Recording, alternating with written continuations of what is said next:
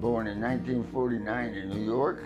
At the age of 2, my family moved to California. In the late 60s, of course, the U.S. had an inscription, the draft, and I really didn't want to go into the Army and go to Vietnam.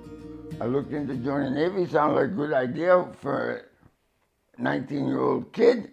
For the next 30 years, that was my profession. It was a very interesting career. I got to travel a lot. I was a navigator on board submarines, which was a very interesting job. Played an important part in the Cold War, in the Vietnam War. And then after my military career, I was very fortunate to do all of the fun things that I had kind of missed out on while I was in the military. I had a number of wonderful jobs. I was a kayak tour guide. I worked in the ski industry and skied almost every day of the winter. I worked in a winery. In 2001, I was diagnosed with a serious medical problem, which ended up, I'm still dealing with it in some ways.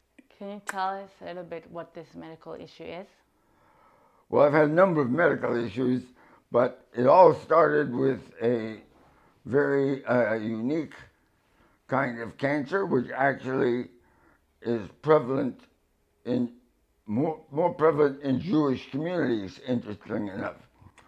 Mantle cell lymphoma. Actually, in '96, while I was still in the Navy, I had my first diagnosis.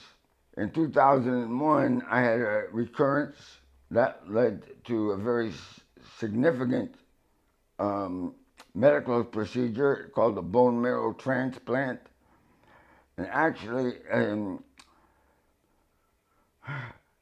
kind of interesting. In 1996, the doctor told me I had about 2 years left to live. It's now 20-some years later. That's the story. And then in, about 2 years ago, I started having some very serious heart problems. And I'm still dealing with that, but I am at least healthy enough that I live a fairly normal life under the circumstances. I can still get up and cook a meal or clean my house, take care of myself in general. And that's the medical story, which, quite frankly, is a big part of my current life, my whole medical story. Much of the heart problems and things are because of the amounts of chemotherapy and radiation therapy that I had to have.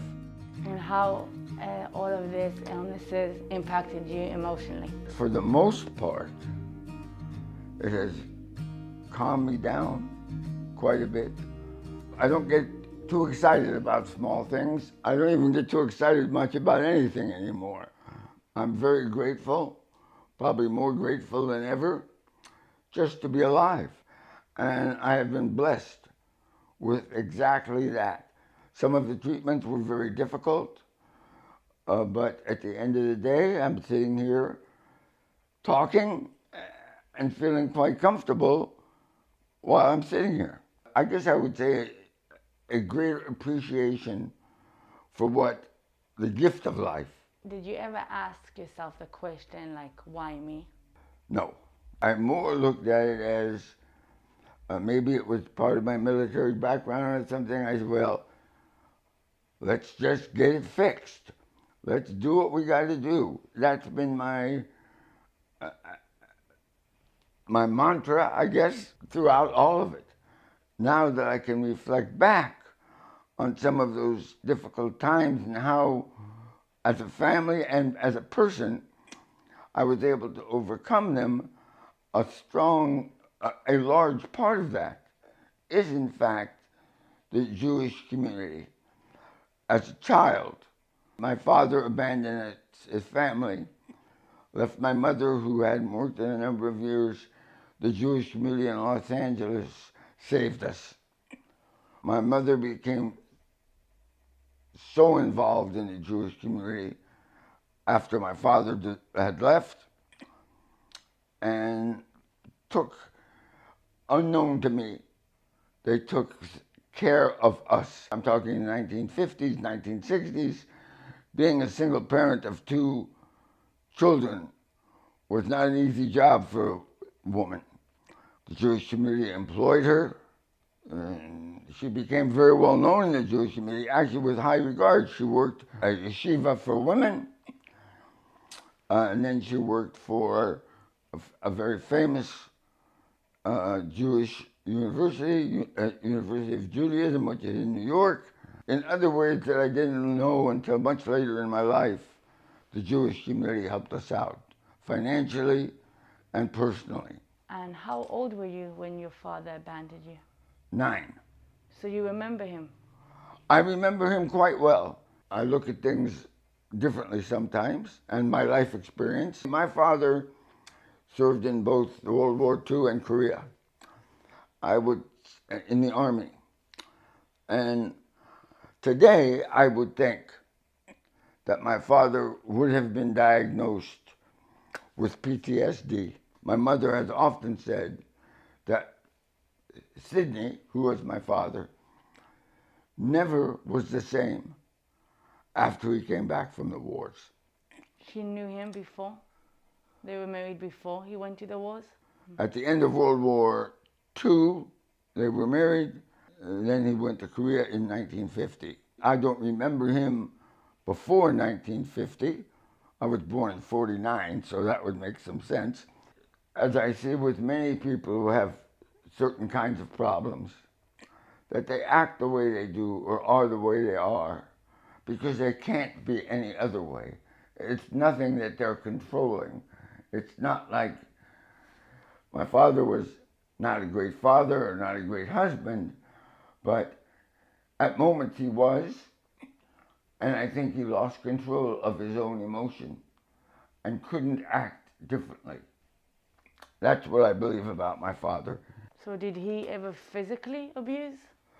Well, that's a whole nother story in its own right. I witnessed him physically abuse my mother. At the time, in the 50s, giving your kids a schmeck, was normal. And I would say my father gave a good one to me, but I would never say that he physically abused me any more than any other kids in my neighborhood were physically abused by their parents. But he did physically abuse my mother. And he was a giant of a man, very strong, worked hard, and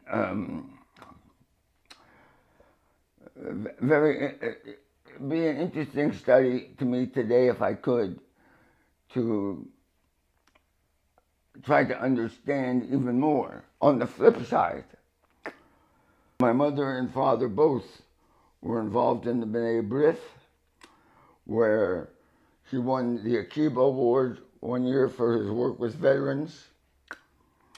We would walk to shul every Shabbos. We observed most of the Jewish holidays. He would take me to shul most Shabbos. Every Sunday we would go to the kosher deli and to this and that, and we would buy a big bunch of stuff and go home and have a beautiful Sunday dinner. That was one side of my father. I do remember my father for the good things. Actually, my whole upbringing, even the tough times, I have to say that for everything that bad that happened to me, something good must, if I want to hold that responsible for everything that's bad that's happened to me, I also have to say I've been very blessed in my life. And I have to give credit to that time for that as well. That's my philosophy.